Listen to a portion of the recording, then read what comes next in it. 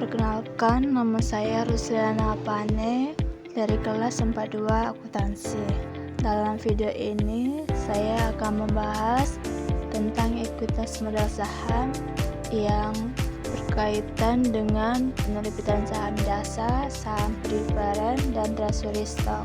Apa itu ekuitas modal saham? Sebelum kita cari itu, kita definisikan ekuitas. Definisi ekuitas adalah hak pemilik atas aset perusahaan setelah dikurangi seluruh kewajiban. Jadi, ekuitas modal saham yaitu bagian dari ekuitas yang berasal dari investasi pemilik atau pemegang saham melalui pembelian saham perusahaan. Ada beberapa komponen utama ekuitas. Yang pertama, modal disetor. Modal yang benar-benar telah disetorkan oleh pemilik atau pemegang saham ke perusahaan. Yang kedua, agio atau disagio saham.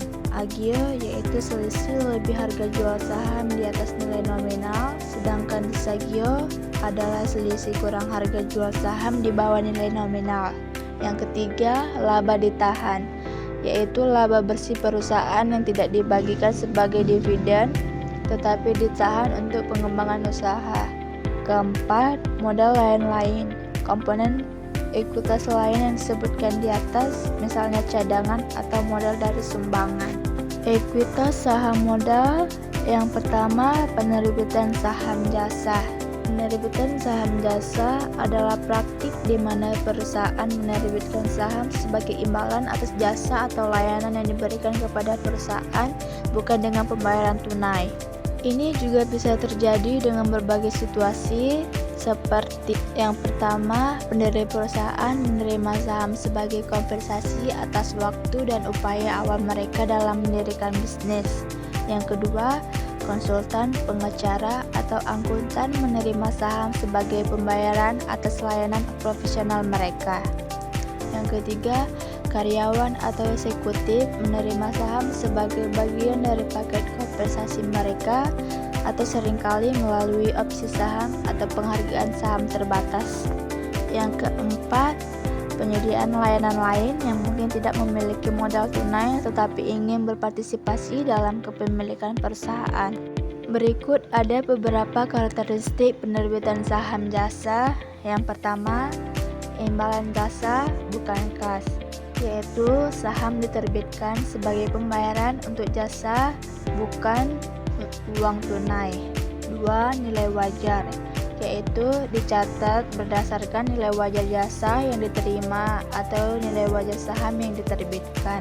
Ketiga, meningkatkan ekuitas dan beban atau aset, yaitu meningkatkan modal saham, ekuitas, dan mencatat beban atau aset tergantung sifat jasa di debit.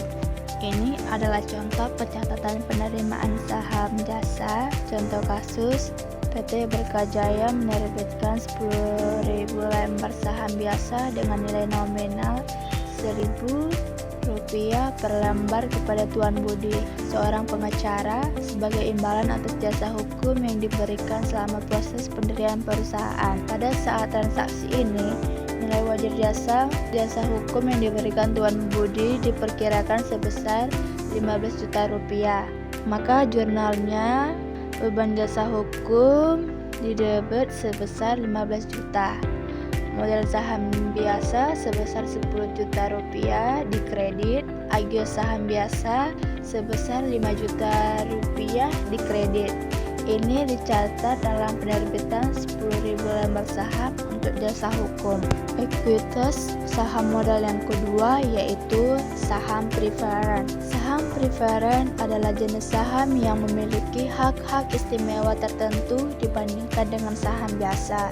Keistimewaan ini menjadikan saham preferen pilihan menarik bagi investor yang mencari pendapatan tetap dan perlindungan lebih. Ada beberapa alasan perusahaan menerbitkan saham preferen. Yang pertama, menaikkan modal, yaitu adalah cara lain untuk mendapatkan pendanaan tanpa harus mengambil utang atau terlalu banyak mengecerkan kepemilikan saham biasa. Dua, menarik investor tertentu. Investor yang mencari pendapatan stabil dan prioritas dalam pembayaran dividen atau klaim aset seringkali tertarik pada saham preferen. Yang ketiga, menjaga kontrol. Karena sebagian besar saham preferen tidak memiliki hak suara, manajemen perusahaan dapat mengumpulkan dana tanpa harus menyerahkan terlalu banyak kendali. Ada beberapa karakteristik saham preferen.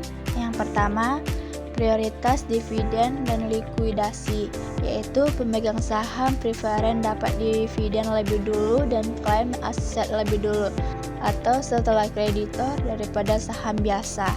Yang kedua, dividen tetap, yaitu biasanya menerima dividen dengan tarif tetap. Yang ketiga, tanpa hak suara, umumnya tidak memiliki hak suara di perusahaan. Ini adalah contoh pencatatan saham preferen. Contoh kasusnya, PT MNO menerbitkan 5.000 lembar saham preferen dengan nilai nominal 300 perak per lembar dan harga jual sebesar 1.000 per lembar saham. Maka jurnalnya adalah kas sebesar 5 juta rupiah di debit, saham preferen sebesar Rp1.500.000 di kredit, dan agio saham preferen sebesar Rp3.500.000 di kredit.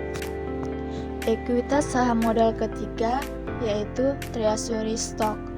Treasury stock adalah saham perusahaan yang telah diterbitkan dan kemudian dibeli kembali oleh perusahaan itu sendiri dari pasar. Saham ini belum ditarik atau cancel dan masih dianggap sebagai saham yang diterbitkan, tetapi tidak lagi dianggap beredar atau outstanding. Treasury stock juga memiliki beberapa karakteristik. Yang pertama, saham yang dibeli kembali oleh perusahaan dari pasar. Kedua, tidak berhak atas dividen dan tidak memiliki hak suara. Yang ketiga, dicatat sebagai pengurangan ekuitas. 4. Mengurangi jumlah saham beredar dan tidak dihitung dalam laba per saham atau EPS. Yang kelima, bisa disimpan, dijual kembali, atau dimusnahkan oleh perusahaan. Ada beberapa tujuan perusahaan membeli kembali sahamnya atau buyback. Yang pertama, meningkatkan laba per saham atau EPS. Kedua, mendukung harga saham.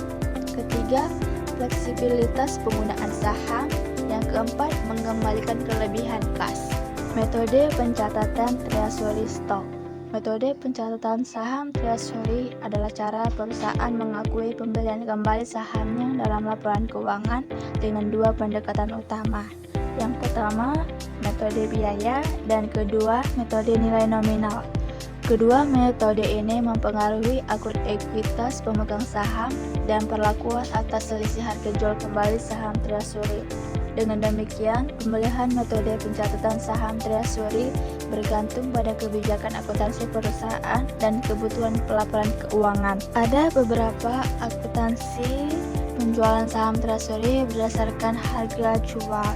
Ada beberapa pencatatan penjualan saham treasury berdasarkan harga jual dalam akuntansi. Ada 3 kemungkinan skenario dan bagaimana akuntansinya dicatat.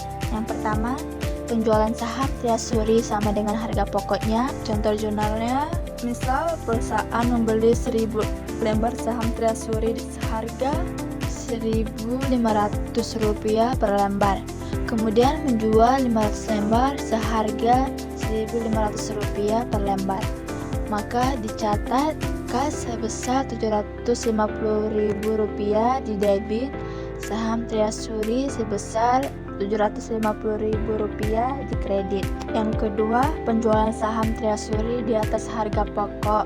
Contoh jurnalnya, misal perusahaan membeli 1.000 lembar saham treasury seharga Rp1.500 per lembar, kemudian menjual 500 lembar seharga Rp1.800 per lembar, dicatat kas sebesar Rp900.000 di debit, saham treasury sebesar Rp750 di kredit, dan tambahan modal disetor sebesar Rp150.000 di kredit.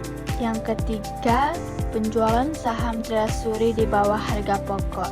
Contoh jurnalnya, misal Misalnya, perusahaan sebelumnya membeli 1000 lembar saham Treasury dengan harga Rp2.000 per lembar. Kemudian, perusahaan menjual kembali 200 lembar saham Treasury tersebut dengan harga Rp1.800 per lembar. Maka dicatat besar Rp360.000 di debit, tambahan modal disetor sebesar Rp40.000 di debit, dan saham Treasury sebesar Rp400.000.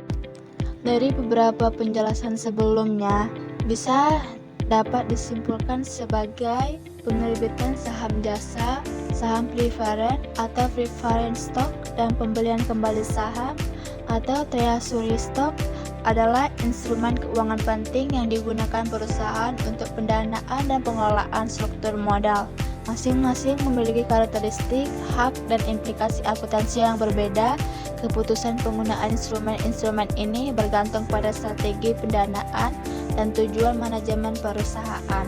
Berikut adalah beberapa penjelasan yang bisa saya jelaskan. Terima kasih.